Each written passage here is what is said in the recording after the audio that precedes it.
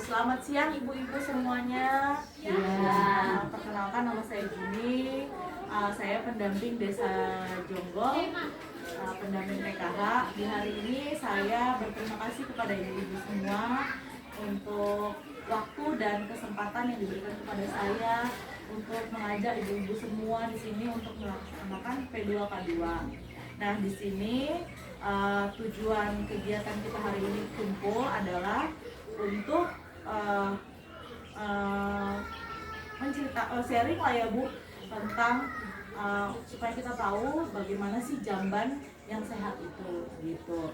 Tapi sebelumnya sebelum saya menyampaikan tentang jamban sehat itu bagaimana, di sini saya akan menyampaikan dulu bahwa ada 3 hal penting yang perlu kita bahas hari ini. Yang pertama adalah bagaimana pentingnya menggunakan jamban yang sehat untuk ibu-ibu semua.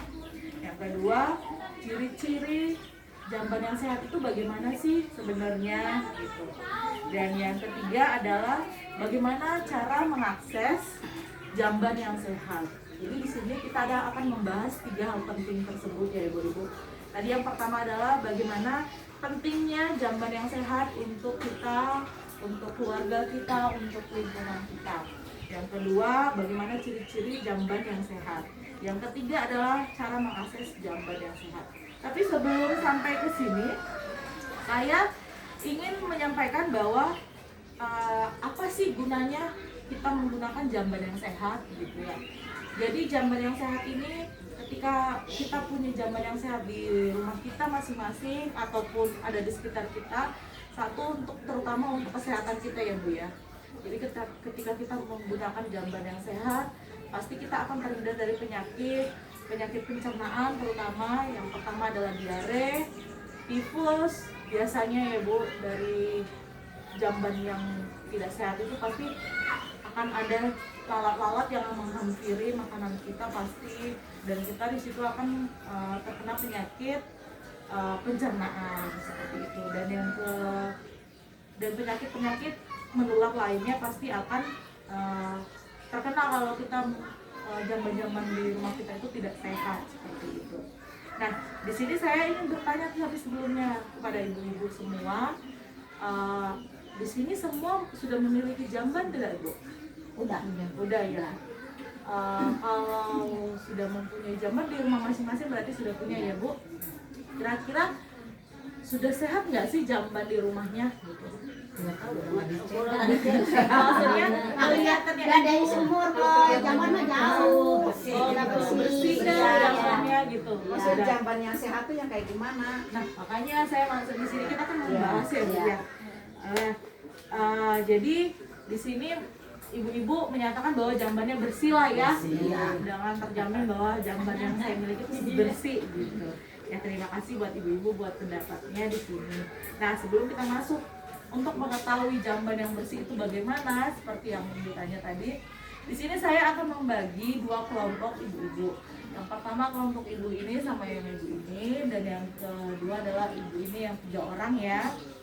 Nah, di sini ibu berdiskusi tentang apa manfaat jamban yang sehat untuk keluarga kita dan untuk masyarakat di sekitar. Jadi kita nggak masuk topik dulu, jadi kita ibu saya ajak dulu untuk berpikir gimana sih apa yang manfaat jamban sehat ini untuk keluarga dan sekitar gitu. Nanti baru kita masuk ke topiknya seperti itu. Ya ibu-ibu sekarang coba diskusi dulu bertiga, berdua, kira-kira apa manfaat ya jamban sehat itu gitu. Manfaatnya ini untuk kesehatan. Oke, untuk kesehatan. Ibu untuk kesehatan ya. Iya, kalau kesehatannya maksudnya kesehatan seperti apa gitu yang bisa di selain kesehatan pasti kan ada juga sih fungsinya jamban sehat itu untuk kita gitu. Harus bersih, harus rapi. Enggak rapi mah jauh dari apa? Kalau nggak rapi Terus manfaatnya itu apa gitu, jamban itu sehat gitu loh buat kita dan lingkungan kita, jadi bukan hanya untuk kita aja gitu. apa ya? Tadi udah kesehatan Iya. gitu. Terus Di sana dari misalnya Dari kues jamban jamban ke ke sumur. air Air, itu soalnya ya untuk dapat jauh. supaya berarti tidak pencemaran Ya. Ya, tidak mencemari air gitu ya. Jadi kan tidak mencemari air minum kita. Ya. Jawaban itu benar. Jadi banyak sebenarnya manfaat jika kita memiliki jamban yang sehat. Terutama benar untuk kesehatan kita. Jadi bukan hanya kesehatan kita saja, kesehatan ibu kita yang pribadi, kita pribadi, anggota keluarga kita, dan yang selanjutnya adalah masyarakat. Jadi lingkungan kita kan berpengaruh. Jadi contohnya nih tetangga kita ada sakit menular. Kita kan jadi gampang sakit ya kalau ada salah satu yang terkena gitu. Tapi kalau kita menjaga lingkungan kita, pasti kan semuanya bisa sehat. Dan yang kedua, manfaatnya itu tidak ada bau di lingkungan kita. Jadi kalau kita, maaf kalau kita tidak punya jamban, tidak mempunyai jamban yang sehat, pasti kan aromanya, Ya, nggak sedap ya. aromanya pasti nggak sedap. Di mana-mana berceceran, Oh, iya. kan itu kan jorok ya Bu, Iya. dan itu sangat berpengaruh. Kita nggak sengaja pijak kan udah kotor, gitu kan. Dan yang ketiga pasti kesehatan kita, keluarga dan lingkungan sekitar kita pasti semakin meningkat. Jadi kita pun semakin sehat, gitu. Ya. Dan yang keempat, kita nggak perlu, kalau kita punya jamban sehat itu, jadi kita nggak perlu lagi ke ladang, ke sawah, Iya, atau ke buang. sungai buat buang air. Jadi kita itu sudah punya tempat sendiri, jadi malam-malam kita nggak takut gitu kan. Itu mah zaman dulu. Zaman sekarang juga masih ada sih yang nggak punya jamban ya kebetulan. Nah, dan yang kelima adalah untuk memutus penyebaran penyakit, yaitu tadi penyakit menular. Contohnya seperti diare itu kan menular ya Bu ya, seperti itu. Dan yang terakhir adalah ini untuk mencegah penyakit stunting.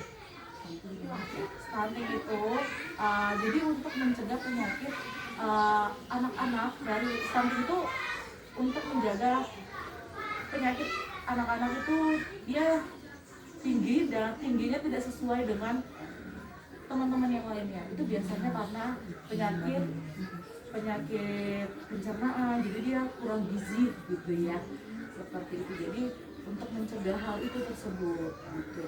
Jadi intinya ada pesan kunci yang akan saya sampaikan di sini, yaitu pakailah jamban yang sehat untuk buang air besar ataupun buang air kecil gitu, supaya terhindar dari taber, diare, ataupun penyakit menular lainnya. Penyakit ispa pun bisa kalau kita tidak menggunakan jamban yang sehat.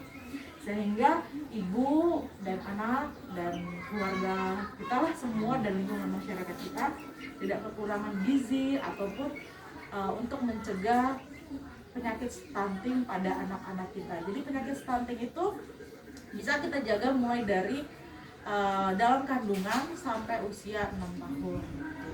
Jadi nanti di situ nanti di situ anak-anak ketika sering kena penyakit pencernaan karena tidak memiliki jamban yang sehat ini akan terkena stunting kan lama-lama, karena dia sering diare, sakit. Jadi kan gizi di dalam tubuhnya itu tidak mencukupi. Seperti itu. Cukup sekian buat hari ini ya Ibu-ibu. Saya mengucapkan terima kasih buat kesempatan dan waktunya yang telah diberikan kepada saya. Saya mengucapkan selamat siang. Selamat beraktivitas kembali untuk hari ini. Terima kasih. Udah Bu RT.